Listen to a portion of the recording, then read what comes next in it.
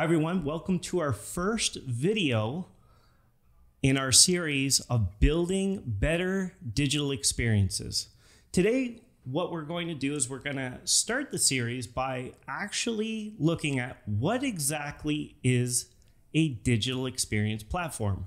So Scott, what I'd like you to do is paint a picture for the audience of exactly what a digital experience could be. Okay, let's do it. So think about everything we do in our daily life. No matter how disconnected we try to get, always leaving digital footprints behind.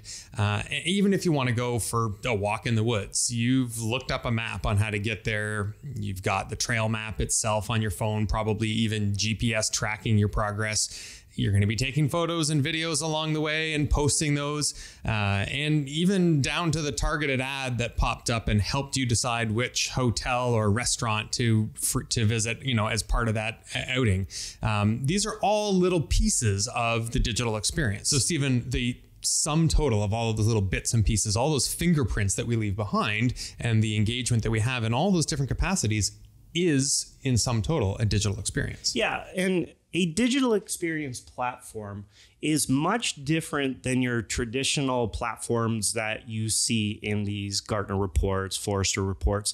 It's because, traditionally we have like content management system, commerce, CRM, ERP, which do specific functions. If you need a content management system, you're looking for a platform to manage content. If you need a commerce solution, You're looking for something to manage content or manage commerce.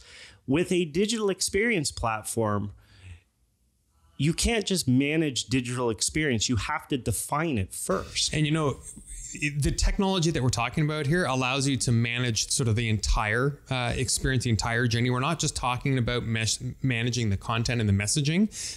We're talking about also having visibility into all the metadata that's around that conversation.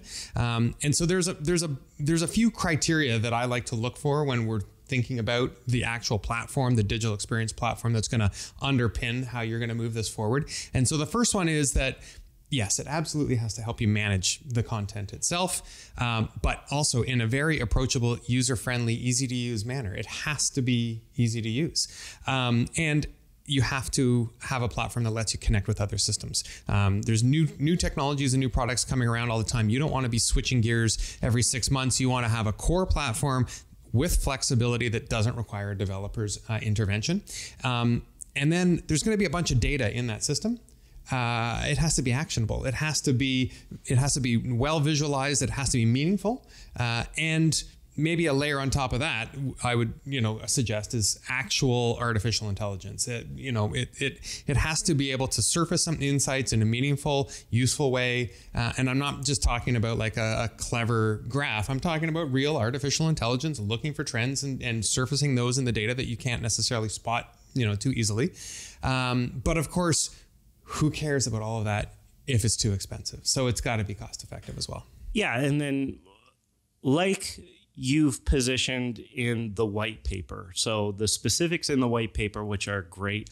At the end of the day, whether it's expensive or not, you really have to just identify what is your organization's digital experience well before you can even look at the platform. Right. And that's it. We got it.